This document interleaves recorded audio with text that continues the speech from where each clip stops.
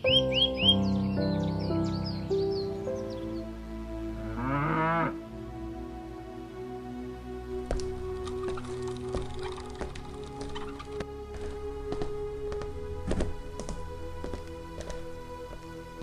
समय पहले की बात है। मुरारपुर गांव में महेश नाम का एक गरीब लकड़हारा अपनी पत्नी ममता और बेटे गोलू के साथ किसी कच्चे मकान में रहता था। दुख उसकी जिंदगी से जाने का नाम ही नहीं ले रहा था। जब भी लगता था कि उसके सारे दुख खत्म होने वाले हैं, वैसे ही कुछ ऐसा हो जाता था कि उसके दुख कई गुना बढ़ जाते थे। लेकिन फिर एक ऐसी घटना हुई जिससे धीरे धीरे उसकी किस्मत बदल गई। लेकिन ये सब कैसे हुआ, इसके लिए पूरी कहानी को ध्यान से देखना पड़ेगा। एक रोज महेश जंगल में लकड़ी काट रहा था। तभी उसने अपने मन में सोचा, आज से मैं रोज कई गुना ज्यादा लकड़ियां काटूंगा और बाजार में जाकर बेच दूंगा। उससे जो भी पैसे मिलेंगे सबसे पहले गोलू की फीस भरूंगा ताकि उसकी पढ़ाई चालू हो सके, क्योंकि अगर वो अनपढ़ रह गया तो उसकी जिंदगी भी मेरी तरह गरीबी में ही बीतेगी।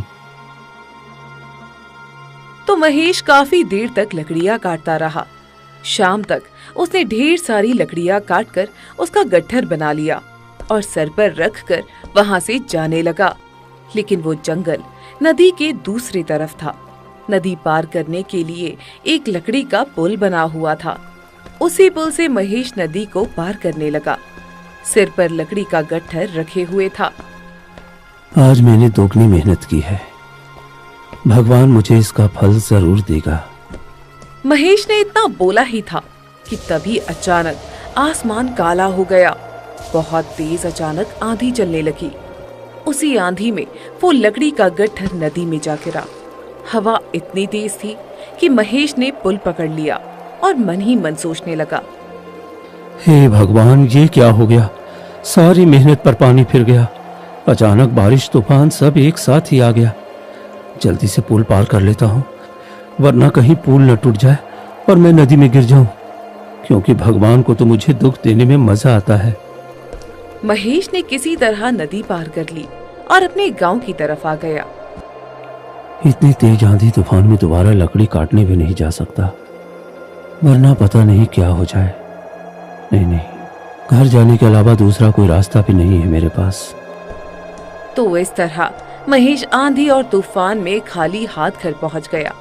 घर पहुंचते ही उसने देखा कि उसका बेटा गोलू खिड़की के दरवाजे पर कील और हथौड़ी से कोई नक्काशी बना रहा था। उसने अपने पापा को देखते ही बोला, अरे पापा, आप आ गए। माँ कब से आपका इंतजार कर रही है। तभी उसकी माँ बोली, कितनी देर लगा दी आपने आने में, और खाली हाथ क्यों आए? राशन लेते आते। बेचारे महेश का सर शर्म से झुक गया। उसने दुखी होकर कहा, जब पैसे ही नहीं है ममता, तो राशन कहाँ से लेकर आऊं? आज मैंने दुगनी मेहनत की थी, ढेर सारी लकड़ियां काटी थी, लेकिन पुल पार करते वक्त अचानक तेज आंधी आई और पूरा लकड़ी का गट्ठर नदी में गिर गया। ये सुनकर गोलू और ममता दोनों दुखी हो गए। तभी ममता बोली, कोई बात नहीं, अभी थोड़ा सा आटा बचा हुआ है, वही प्याज के साथ खा लेते हैं हम लोग। तभी गोलू बोला, हाँ माँ, गरम गरम रोटी के साथ प्याज बहुत अच्छा लगता है। वैसे भी मौसम बहुत अच्छा हो गया है, इतनी गर्मी थी, थोड़ी ठंडक आ गई। अपनी पत्नी और गोलू के मुंह से ये बातें सुनकर महेश की आंखों से आंसू छलक पड़े, पर किसी तरह उसने अपने आंसुओं को छुपा लिया और मन ही मन सोचने लगा, भले ही मेरी किस्मत में दुख लिखा है, लेकिन एक चीज बहुत अच्छी है, भगवान ने मुझे पत्नी और बेटा बहुत समझदार दिए हैं। तो ममता रोटी बनाने लगी। इधर गोलू ने अपने पापा को खिड़की के पास बुलाया और नक्काशी दिखाते हुए कहा, पापा, ये देखो, मैंने सिर्फ एक कील के इस्तेमाल से इस खिड़की पर नक्काशी बनाई है। कैसी लग रही है? अरे वाह बेटा, ये नक्काशी तो बहुत सुंदर लग रही है। क्या करूं पापा, कई महीनों से स्कूल नहीं जा रहा हूँ ना, तो घर में बैठे बैठे यही किया करता हूँ। मुझे आर्ट का बहुत शौक है। पर मेरे पास तो आर्ट की बुक भी नहीं है, इसलिए कभी जमीन पर तो कभी खिड़कियों पर ही कलाकारी दिखाया करता हूँ। खैर थोड़ी देर बाद ममता ने रोटियां बना ली और तीनों लोग प्याज रोटी खाकर सो गए। अगली सुबह मौसम साफ हो चुका था, लेकिन महेश घर पर ही बैठा था। तभी ममता बोली, क्या हुआ, आज आप लकड़ियां काटने नहीं जाएंगे क्या? अरे इतनी मेहनत से लकड़ियां काटता हूँ, लेकिन कोई न कोई घटना हो जाती है मेरे साथ, इसलिए अब लकड़ी काटने का मन ही नहीं हो रहा। ऐसे हिम्मत हार जाएंगे तो हमारी आगे की जिंदगी कैसे कटेगी? आप भूल गए गोलू को हमें पढ़ाना लिखाना है। क्या आप चाहते हैं कि वो भी हमारी तरह गरीब रहे? गोलू बेचारा घर के बाहर आंगन में कोई आकृति बना रहा था। तभी वहाँ पर गांव का ही एक आदमी भोलू आ गया और महेश से बोला, अरे महेश, तुम यहाँ क्यों बैठे हो? कल मौसम खराब हो गया था, लोगों के पास जलाने के लिए लकड़ियाँ नहीं बची, इसलिए आज बाजार में लोग दुगने दाम देकर लकड़ियाँ खरीद रहे हैं। अरे कुछ लोग तो फर्नीचर बनाने के लिए भी लकड़ियाँ खरीद रहे हैं। मौके का फायदा उठा लो भाई। ये सुनकर महेश और ममता दोनों खुश हो गए। तभी ममता बोली, मुझे पहले से ही पता था कि भगवान के घर में देर है लेकिन अंधेर नहीं। देखिए भगवान ने हमारी सुन ली। सही कह रही हो ममता, आज मैं फिर से ढेर सारी लकड़ियां बेचकर दुगने पैसे कमा लूंगा। तुम्हारा बहुत बहुत धन्यवाद भोलू। इतना बोलकर महेश खुशी खुशी जंगल में गया और ढेर सारी लकड़ियां काट ली। फिर गट्ठर बनाकर पुल पार करने लगा। क्या बात है, आज मौसम कितना साफ है। लगता है भगवान आज मुझ पर बहुत मेहरबान है। आज तो मैं कुछ पैसे कमा ही लूंगा। इस तरह महेश ने किसी तरह नदी पार की और अपनी सारी लकड़ियां लेकर बाजार चला गया। उसके अलावा वहाँ पर कुछ और लकड़हारे भी लकड़ियां बेच रहे थे। सबके पास भीड़ लगी थी। तभी एक ग्राहक महेश के पास आया। अरे भाई साहब, आपके पास जितनी लकड़ियां हैं ना, सब मुझे दे दीजिए, किसी और को मत दीजिएगा। मुझे लकड़ियों की बहुत ज़रूरत है भाई। इकट्ठे लकड़ियां खरीद कर रख लेता हूँ, पता नहीं कब मौसम खराब हो जाए और लकड़ियां मिलना बंद हो जाए। ये सुनकर महेश खुश हो गया और उस ग्राहक से बोला, हाँ हाँ क्यों नहीं चाचा, आप ये सारी लकड़ियां ले लीजिए। मैं बेचने के लिए ही तो आया हूँ। हर कोई यहाँ पर दोगुने दाम में लकड़ियां बेच रहा है, लेकिन मैं आपको उसी दाम में सारी लकड़ियां दे दूंगा, क्योंकि आप एक साथ मेरी सारी लकड़ियां खरीद रहे हैं ना। महेश की ये बात सुनकर वो ग्राहक और भी ज्यादा खुश हो गया और उसने कहा, क्या बात है, तुम तो बहुत ईमानदार हो। तुम्हारी इसी ईमानदारी को देखते हुए मैं तुम्हें दोगुने पैसे ही दूंगा, क्योंकि बाजार में सारे लकड़हारे दोगुने दाम में लकड़ियां बेच रहे हैं। मुझे तो लगा था कि आज मुझे लकड़ियां मिलेंगी ही नहीं। तो ग्राहक ने महेश को दोगुने पैसे दिए और लकड़ियां लेकर चला गया। महेश बहुत खुश हुआ। वाह, क्या बात है भगवान, आपने तो अचानक मेरे सारे दुख गायब कर दिए। बाजार आए हुए सिर्फ मुझे 10 मिनट हुए हैं और 10 मिनट में मैंने इतने सारे पैसे कमा लिए। अब घर जाता हूँ, रास्ते में राशन लूंगा, ममता और गोलू बहुत खुश हो जाएंगे। इतना बोलकर महेश वहाँ से जाने लगा। रास्ते में वो पैसे गिनते हुए जा रहा था। सुनसान इलाका था। तभी कोई चोर भागते हुए आया और उसके हाथ से सारे पैसे छीनकर वहाँ से भाग गया। महेश चिल्लाते हुए उसके पीछे भागा। अरे चोर चोर चोर, मेरे सारे मेहनत के पैसे लेकर भाग रहा है तू। अरे रुक जाओ, अगर तुमको जरूरत है तो थोड़े पैसे मैं तुम्हें दे दूंगा, लेकिन बाकी पैसे तो लौटा दो। अरे मेरे बीवी बच्चे भूखे हैं। अरे कोई है मेरी मदद करने वाला? अरे कोई है, कोई पकड़ो उस चोर को। लेकिन वो चोर रुका नहीं। वहां पर उसकी मदद करने के लिए भी कोई दूर दूर तक नहीं था। वो चोर वहां से भाग गया और बेचारा महेश वहीं बैठकर रोने लगा।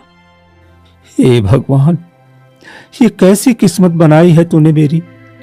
दुख खत्म होने ही वाला होता है कि तुरंत कोई नया दुख दे देता है तू। अब मैं अपने बीवी बच्चों को क्या मुंह दिखाऊंगा। अब कई घंटों तक महेश वहीं बैठा रहा। धीरे धीरे अंधेरा हो गया। रात काफी हो चुकी है, अब घर तो जाना ही पड़ेगा। मेरी बीवी और बेटा बहुत समझदार है, उन्हें बताऊंगा तो समझ जाएगा। महेश वहां से जाने लगा, लेकिन जैसे ही वो गांव के अंदर पहुंचा, उसे एक किराने की दुकान दिखाई दी। तभी उसने सोचा, ऐसा करता हूँ, चाचा की दुकान से थोड़ा उधार राशन ले लेता हूँ, वरना मैं मुंह दिखाने के काबिल नहीं बचूंगा अपने घर में। इतना बोलकर महेश किराने की दुकान पर गया और दुकानदार से बोला, चाचा, मुझे 5 किलो चावल, 2 किलो अरहर की दाल और 5 किलो आटा उधार दे दो। मैं 1 हफ्ते में आपको पैसा दे दूंगा। देखो, पूरे गांव को पता है कि तुम्हारे पास दुखों की दुकान है और तुम्हारी किस्मत भी बहुत खराब है, तो तुम मुझे पैसे तो दे ही नहीं पाओगे, इसलिए मैं तुम्हें तो उधार बिल्कुल नहीं दे सकता। हाँ। अरे चाचा, कैसी बात करते हो? 1 हफ्ते में इतना पैसा तो कमा ही लूंगा कि आपके पैसे चुका सकूं। इसी गांव में रहता हूं, इतना तो भरोसा कर लीजिए। तुमको खुद अपनी किस्मत पर भरोसा नहीं है तो मुझे कैसे होगा? हाँ, मैं तुम्हें उधार सामान नहीं देने वाला। हाँ। अब महेश परेशान हो गया, क्योंकि वो बिना राशन लिए घर जाना ही नहीं चाहता था। इसलिए उसने कहा, चलिए ठीक है, आप मुझे उधार राशन दे दीजिए। अगर 1 हफ्ते के अंदर मैं आपको पैसा न लौटा पाया तो आप मेरे घर पर कब्जा कर लेना। फिर जब मैं आपको पैसे लौटा पाऊं तब आप मुझे घर वापस कर देना। अब तो राशन दे सकते हैं ना? ये सुनकर दुकानदार दंग रह गया और बोला, एक बात फिर से सोच लो महेश, क्योंकि मुझे अच्छी तरह से पता है कि 1 हफ्ते बाद तुम्हारा घर मेरा होने वाला है और फिर तुम कभी मेरा उधार नहीं चुका पाओगे।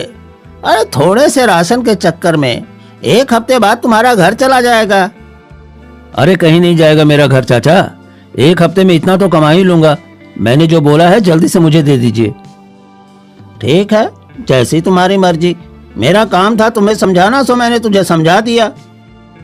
तभी दुकानदार ने रमेश को उधार राशन दे दिया और महेश सारा राशन लेकर घर आ गया। इतना सारा राशन देखकर गोलू और ममता दोनों बहुत खुश हो गए। तभी ममता बोली, चलो भगवान का शुक्र है कि आज कोई गड़बड़ नहीं हुई। आज मुझे सुबह से ही लग रहा था कि भगवान हमारा साथ जरूर दे रहा है। उसे खुश देखकर महेश चुप हो गया और मन ही मन सोचने लगा, अगर मैंने ममता को सारी सच्चाई बता दी तो उसे बहुत बुरा लगेगा। राशन तो ले ही आया हूं, 1 हफ्ते में दुकानदार को पैसे दे दूंगा, फिर इन दोनों को कुछ नहीं पता चलेगा। वैसे भी अभी कुछ दिनों तक बाजार में लकड़ियां दुगने दाम में बिकेंगी। इस समय लकड़ियों की कमी चल रही है। तभी गोलू बोला, अरे पापा, क्या सोचने लगे? आज तो आपको खुश होना चाहिए। माँ, जल्दी से खाना बनाओ, आज बड़े दिनों बाद हम अच्छा खाना खाएंगे। ये तभी महेश बोला, हाँ गोलू, आज मैं बहुत खुश हूँ। बस थोड़ी सी थकावट हो गई है, इसलिए चेहरा उतरा हुआ लग रहा है। ममता, तुम जल्दी से खाना बनाओ, मैं तब तक हाथ मुंह धोकर आता हूँ। ममता खुशी खुशी खाना बनाने लगी। महेश हाथ मुंह धोने चला गया।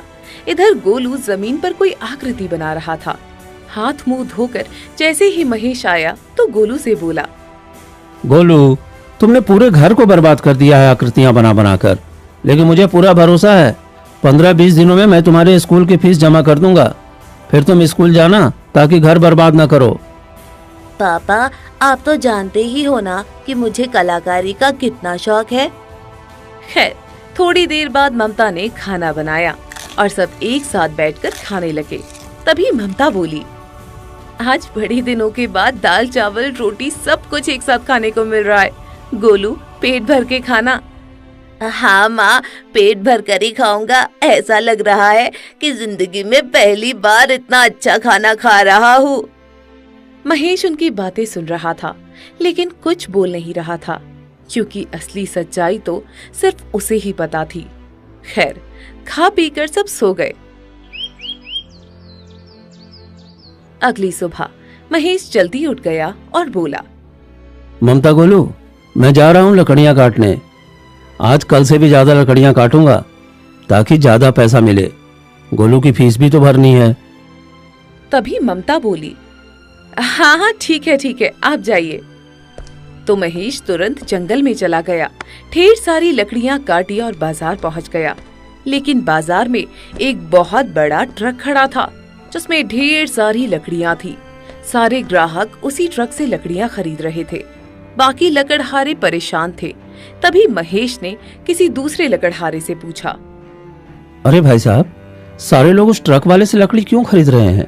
आप लोग भी बड़े परेशान लग रहे हैं। अरे क्या बताएं महेश भैया, ये अमीर व्यापारी हमेशा हम गरीबों के पेट पर लात मारने में जुटे रहते हैं। एक कोई बड़ा व्यापारी आया है, पूरा ट्रक लकड़ियां भरकर, और वो बहुत ही सस्ते दाम में लोगों को लकड़ियां बेच रहा है, इसलिए हमसे कोई लकड़ियां भी नहीं खरीद रहा है। हे भगवान, तू मेरे साथ ये सब क्यों कर रहा है? अगर मेरी लकड़ियां नहीं बिकेंगी तो मैं दुकानदार का पैसा कैसे चुकाऊंगा? मेरा तो घर चला जाएगा, हम सड़क पर आ जाएंगे। शाम तक सारे गरीब लकड़हारे बाजार में बैठे रहे, पर उनसे किसी ने लकड़ियां नहीं खरीदी। सारी लकड़ियां लेकर महेश रात को वापस घर आ गया और अपने परिवार को सारी बात बता दी। तभी ममता बोली, गलती उस अमीर आदमी की नहीं है, गलती तो हम जैसे गरीबों की किस्मत की है। चिंता मत कीजिए, आप अपना काम करते रहिए, भगवान चाहेगा तो फल जरूर मिलेगा। महेश लगातार 1 हफ्ते तक वही लकड़ियां लेकर बाजार जाता रहा, लेकिन कोई उससे लकड़ी नहीं खरीदता था। सारे लोग उस ट्रक वाले व्यापारी से ही लकड़ियां खरीदते। 8वें दिन वही दुकानदार उनके घर टपक पड़ा। महेश, 1 हफ्ते तक मैंने कुछ नहीं बोला, अब तुम घर खाली कर दो। ममता और गोलू दोनों हैरान हो गए। तभी ममता बोली, अरे चाचा, हम अपना घर क्यों खाली कर दें? ये घर हमारा है। क्यों महेश, तुमने अपने परिवार को उस बारे में कुछ नहीं बताया क्या? अब महेश के पास सच्चाई बताने के अलावा कोई दूसरा रास्ता नहीं बचा। वो अपनी बीवी और बेटे से बोला, ममता, गोलू, मुझे माफ कर देना। मैं तुम लोगों को सच्चाई नहीं बताई थी उस दिन मेरी सारी लकड़ियां तो बिक गईं, लेकिन रास्ते में एक चोर मेरे सारे पैसे छीनकर भाग गया, इसलिए। महेश ने सारी सच्चाई अपने परिवार को बता दी। तभी ममता बोली, जब आप घर गिरवी रखकर राशन लाए थे और 1 हफ्ते में पैसे भी नहीं चुका पाए, तो घर तो खाली करना ही पड़ेगा। चाचा, थोड़ा समय दे दीजिए, हम अपना सारा सामान इकट्ठा कर लेते हैं। महेश अपने परिवार को लेकर उसी जंगल में चला गया जहाँ पर वो लकड़ियां काटा करता था। तभी गोलू बोला, पापा, अभी तक तो सिर्फ मुझे अपनी पढ़ाई की चिंता थी, लेकिन अब तो हमारे पास रहने के लिए छत भी नहीं है। तभी ममता बोली, अब तो हम किसी तरह अपनी जिंदगी ही काट लें, वही बहुत बड़ी बात है। गोलू को पढ़ाने लिखाने की बात तो बहुत बड़ी हो गई, वो तो कभी अब हो ही नहीं पाएगा शायद। तभी महेश ने अपने परिवार को दिलासा देते हुए कहा, ममता, गोलू, तुम दोनों चिंता मत करो, सब कुछ सही हो जाएगा। हमें हमारा घर भी वापस मिलेगा और गोलू की पढ़ाई भी शुरू होगी। मैंने आज तक कोई गलत काम नहीं किया, इसलिए भगवान पर मुझे पूरा भरोसा है, वो मुझे कोई ना कोई रास्ता जरूर दिखाएंगे। फिलहाल मैं लकड़ियां काट कर लाता हूँ, लकड़ियों से एक छोटी सी झोपड़ी बना लेता हूँ। महेश ने उसी जंगल में लकड़ी की छोटी सी झोपड़ी बना ली और उसी में रहने लगा। अभी थोड़ा बहुत राशन बचा हुआ था, इसलिए फिलहाल खाने पीने की समस्या नहीं थी। एक रात खाना पीना खाने के बाद जब सब लोग सो गए, तो महेश अकेले झोपड़ी के बाहर आया और आसमान की तरफ हाथ जोड़कर भगवान से प्रार्थना करने लगा। हे भगवान, अगर आप सच में कहीं पर हैं तो मेरी बात जरूर सुन रहे होंगे। मुझे एक बात का जवाब दीजिए, मैंने आज तक किसी के साथ गलत नहीं किया, फिर मेरे साथ इतना गलत क्यों हो रहा है?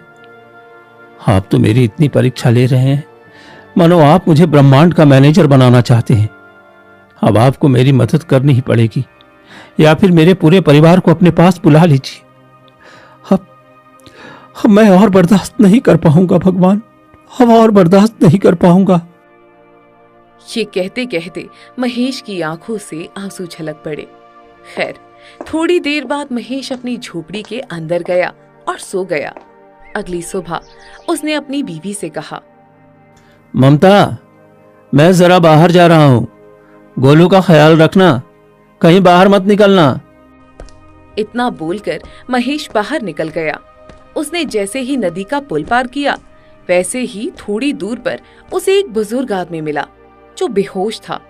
महेश नदी से पानी लेकर आया बाबा के चेहरे पर डाला, तब उन्हें जाकर थोड़ा होश आया। अरे बाबा, कौन है आप? यहाँ क्या कर रहे हैं? बेहोश कैसे हो गए थे आप? तभी वो बाबा बोले, बेटा, मैं पैसे से एक बढ़ई हूँ। यहाँ कुछ लकड़ियों की तलाश में आया था, पर कोई मिला ही नहीं। मैं रास्ता भी भटक गया था। मेरे पास खाने पीने को भी कुछ नहीं था, इसलिए मैं बेहोश हो गया था। बाबा, आप मेरे साथ मेरे घर चलिए, मैं आपको खाना खिलाता हूँ। आगे की बात हम बाद में करेंगे। महेश बाबा को अपनी झोपड़ी में ले गया, उन्हें खाना खिलाया। उसके बाद बाबा ने कहा, बेटा, मुझे आम और शीशम की बहुत सारी लकड़ियां चाहिए। हमारे कस्बे में शौकीन और अमीर लोग रहते हैं, उनके लिए फर्नीचर बनाना है। ये सुनकर महेश खुश हो गया। उसने कहा, चिंता मत कीजिए बाबा, भगवान ने आपको बिल्कुल सही जगह भेजा है। मैं आपको आम और शीशम की लकड़ियां दे सकता हूँ, जितनी भी आप कहो। महेश दिन भर लकड़ियां काटता रहा और शाम तक उसने ढेर सारी आम और शीशम की लकड़ियां इकट्ठा कर ली। तभी महेश ने बाबा से कहा, बाबा, ये रही आम और शीशम की लकड़ियां, और भी कभी चाहिए तो बता देना। तुम्हारा बहुत बहुत धन्यवाद बेटा। आम और शीशम की लकड़ियां ढूंढते ढूंढते तो एक हफ्ता गुजर गया, पर मुझे कहीं मिली ही नहीं। पर तुमने तो आसानी से इतनी सारी लकड़ियां मेरे लिए ढूंढ दी। अभी मेरा नौकर लोडर लेकर आता होगा, उसमें ही लाद घर ले जाऊंगा ये सारी लकड़ियां। थोड़ी देर बाद उसका ड्राइवर एक लोडर लेकर आया, जिसमें सारी लकड़ियां उसने लोड कर ली। जाने से पहले बाबा महेश से बोले, ये लो बेटा पैसे, और ये बताओ, तुम यहाँ जंगल के बीच क्यों रहते हो? तुम्हारा कोई घर नहीं है क्या? अब क्या बताऊं बाबा, मेरी कहानी बहुत दुख भरी है। आप सुनकर क्या करेंगे? नहीं बेटा, तुमने मेरी इतनी मदद की है तो तुम्हें मुझे अपनी पूरी कहानी बतानी ही पड़ेगी। हो सकता है मैं तुम्हारी कुछ मदद कर सकूं। अगर तुम मुझे होश में न लाए होते तो पता नहीं आज मैं कहाँ होता। ठीक है बाबा, आप जिद कर रहे हैं तो बता देता हूं। दरअसल मैं पास के गांव में रहता हूं। हमारी हालत कुछ ठीक नहीं थी। फिर एक दिन। तो इस तरह महेश ने अपनी जिंदगी की सारी कहानी, जो भी अभी तक उसकी जिंदगी में घटी थी, सब बाबा को बता दी। महेश की दुख भरी कहानी सुनकर बाबा को उस पर तरस आ गया। उन्होंने महेश से कहा, तुम सिर्फ लकड़ियां बेचकर कभी अपना सपना पूरा नहीं कर पाओगे। मैं एक बढ़ई हूं, मैं तुम्हें बढ़ई का काम सिखा देता हूं। लकड़ियां तुम्हारे पास है ही, बढ़ई का काम सीख जाओगे तो अच्छा खासा पैसा कमा लोगे। मैं भी पहले गरीब था बेटा, लेकिन धीरे धीरे मैंने अपनी हालत सुधार ली यही काम करके। बाबा की बात सुनकर महेश खुश हो गया और उसने कहा, बाबा, अगर आप मुझे बढ़ई का काम सिखा देंगे तो मेरी लगभग सारी समस्याएं खत्म हो जाएंगी। तो ठीक है, पड़ोस वाले कस्बे में आ जाना, किसी से भी पूछ लेना राम अवतार बढ़ई कहाँ रहते हैं। हर कोई तुम्हें बता देगा और एक हफ्ते में ही मैं तुम्हें बढ़ई का सारा काम सिखा दूंगा। तुमने मेरी जान बचाई है तो इतना तो कर ही सकता हूँ। इतना बोलकर बाबा सारी लकड़ियां लेकर वहां से चले गए। उसके बाद महेश खुशी खुशी घर आया और ममता को पैसे देते हुए बोला, ममता, ये लो पैसे। इन पैसों से राशन भी आ जाएगा और हमारा घर भी वापस मिल जाएगा। और कल मैं उन बाबा के पास बढ़ई का काम सीखने जाऊंगा। धीरे धीरे सब कुछ ठीक हो जाएगा। अब मुझे अंदर से ऐसा लगने लगा है। तभी ममता बोली, अरे लगा तो ऐसा कई बार है हमें कि सब कुछ ठीक होने वाला है, लेकिन जैसे ही ठीक होने वाला होता है कोई ना कोई गड़बड़ हो ही जाती है। तभी गोलू बीच में बोल पड़ा, माँ, ऐसी नकारात्मक बातें नहीं बोलनी चाहिए। भगवान को जितना दुख हमें देना था उससे ज्यादा ही दुख हमें मिल चुका है। अब भगवान हमें कोई दुख नहीं देंगे। पापा, चलो अपने घर वापस चलते हैं। तो महेश सारा सामान लेकर अपने गांव वापस आ गया। उसने दुकानदार का उधार चुकाया और राशन भी खरीद लिया। उसके बाद दुकानदार ने उसके घर की चाबी उसे दे दी और बोला, महेश, तुम अपना घर जैसे छोड़ कर गए थे वैसे ही है। मैं उसमें रहता नहीं हूँ। मैंने तो ये जानबूझकर तुम्हारे साथ किया था क्योंकि जब तक इंसान के पास हद से ज्यादा दुख नहीं आता तब तक उसकी जिंदगी में कोई बदलाव नहीं होता। अब मुझे पता है तुम्हारी जिंदगी बदलने वाली है। आपका बहुत बहुत धन्यवाद चाचा। तो उस रात ममता ने अपने घर में खाना बनाया और सब खा पी कर सो गए। अगले ही दिन महेश दूसरे कस्बे में उन्हीं बढ़ई बाबा के पास पहुंचा और बाबा उसे बढ़ई का काम सिखाने लगे। कुछ दिनों में ही महेश बढ़ई का काम सीख गया। तभी बाबा बोले, अब तुम बढ़ई का काम सीख गए हो। मेरे कुछ पुराने ग्राहक हैं, उनका काम मैं तुम्हें दे देता हूँ। धीरे धीरे तुम अपने घर से ही शुरुआत करो। बाबा, आपका बहुत बहुत धन्यवाद। आपको पता नहीं आपने मुझे क्या दिया है। जिंदगी से बढ़कर कुछ नहीं होता बेटा, जो तुमने मुझे दी है। अगर वक्त पर तुम मुझे पानी न पिलाते, मुझे होश में न लाते, तो मैं शायद इस वक्त यहाँ न होता, क्योंकि उस पुल के पास दूर दूर तक कोई नहीं था। तो इस तरह अगले दिन से ही महेश अपने घर के बाहर ही बढ़ई का काम करने लगा। लोग उसके पास कुर्सियां, मेज, पलंग ये सब बनवाने आने लगे। 2 महीने काम करके महेश ने गोलू के स्कूल की फीस जमा कर दी और वो स्कूल जाने लगा। तभी एक रात महेश ने ममता से कहा, ममता, अब मुझे लगने लगा है कि हमारी जिंदगी में कभी दुख नहीं आएगा। गोलू स्कूल भी जाने लगा है। ज्यादा बड़े बड़े सपने मत देखिए। गोलू स्कूल जाने लगा है, खाने पीने की समस्या नहीं है, इतने में ही खुश रहिए। महेश बेचारा चुप हो गया। फिर एक शाम उसके गांव का ही एक आदमी मोहनलाल महेश के पास आया और बोला, महेश भाई, ये काम सीखकर तुमने बहुत अच्छा किया। तुम तो जानते ही हो मेरी बेटी की शादी तय हो गई है और ज्यादा दहेज देने के लिए मेरे पास पैसे नहीं है। तुम ऐसा करो, मेरे लिए 4 लकड़ी की खूबसूरत कुर्सियां बना दो। भाई, मैं अपनी बेटी को दहेज में दूंगा। कुर्सियां ऐसी बनाना जिसे देखकर समधी जी खुश हो जाएं। चिंता मत करो चाचा, कविता मेरी भी बेटी जैसी है। मैं बहुत मजबूत और टिकाऊ कुर्सियां बना दूंगा। चिंता मत करो आप, शीशम की लकड़ियों से कुर्सियां बनाऊंगा। ठीक है बेटा, तुम्हारा बहुत बहुत धन्यवाद। इतना बोलकर मोहनलाल वहाँ से चला गया। लेकिन दूर से उसकी बातें गोलू ने सुन ली। वो मन ही मन सोचने लगा, पापा शायद मोहनलाल चाचा की बात समझ नहीं पाए। उन्हें मजबूत और टिकाऊ कुर्सियां नहीं बल्कि खूबसूरत कुर्सियां चाहिए। लगता है मुझे ही कुछ ऐसा करना पड़ेगा कि कविता दीदी के ससुराल वाले उन कुर्सियों की खूब तारीफ करे। तो महेश अगले दिन शीशम की लकड़ियां लाया और कुर्सियां बनाने लगा। लगभग 15 दिन में चारों कुर्सियां बनकर तैयार हो गई। तभी गोलू भागते हुए उसके पास आया और बोला, पापा, ये कुर्सियां कितनी साधारण लग रही है। कुर्सी ऐसी होनी चाहिए कि लोग देखते रह जाएं। बेटा, कुर्सियां तो मैंने सही बनाई है। अब मैं इसमें क्या कर सकता हूँ? ये शीशम की कुर्सियां हैं, बड़ी मुश्किल से मिलती हैं। लोग तो देखते ही रह जाएंगे और तारीफ भी खूब करेंगे।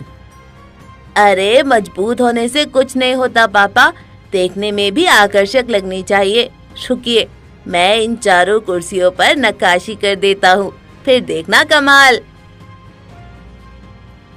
गोलू ने रात भर उन चारों कुर्सियों पर नक्काशी की और अगली सुबह महेश उन कुर्सियों को देखता ही रह गया।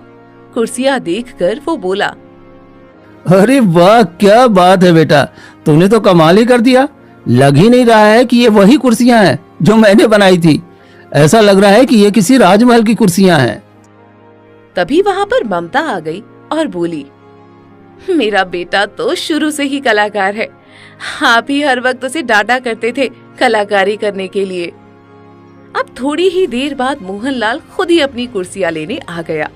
कुर्सियां देखकर मोहनलाल की खुशी का ठिकाना ही नहीं रहा। उसने कहा, महेश, तुमने तो कमाल कर दिया। मुझे तो पता ही नहीं था कि तुम्हारे हाथों में जादू है। चाचा, ये मेरा कमाल नहीं, मेरे बेटे का कमाल है। मेरे बेटे को नक्काशी करने का शुरू से ही शौक रहा है, उसने ही ये सब किया है। मोहनलाल ने कुछ लड़कों को बुलाया और उनकी मदद से चारों कुर्सियां वहां से ले जाने लगा। तभी रास्ते में उन्हें गांव का जमींदार मिल गया और उसने बोला, अरे मोहनलाल, तुम तो कहते थे कि तुम बहुत गरीब हो, फिर इतनी महंगी कुर्सियां कहाँ से ले आए? यहाँ तो मिलती ही नहीं होगी, शहर से ही मंगवाई होगी। अरे नहीं जमींदार साहब, ये कुर्सियाँ ना ही महंगी है और ना ही मैं शहर से लेकर आया हूँ। ये कुर्सियाँ तो अपने महेश और उसके बेटे गोलू ने बनाई है। क्या बात कर रहे हो मोहनलाल? मुझे भी अपनी हवेली के लिए फर्नीचर बनवाना है। मैं तो शहर जाने के लिए सोच रहा था, पर शायद अब नहीं जाना पड़ेगा। मैं अभी महेश से जाकर मिलता हूँ। इतना बोलकर जमींदार साहब सीधा महेश के पास पहुंच गए और बोले, महेश, इसे ही कहते हैं घर में छोरा और शहर में ढिंढोरा। तुम्हारी कलाकारी तो पहली बार मैंने देखी है। मोहनलाल की कुर्सियां तुमने ही बनाई है ना? हाँ जमींदार साहब, वो कुर्सियां मैंने ही बनाई है और उन पर नक्काशी मेरे बेटे गोलू ने की है।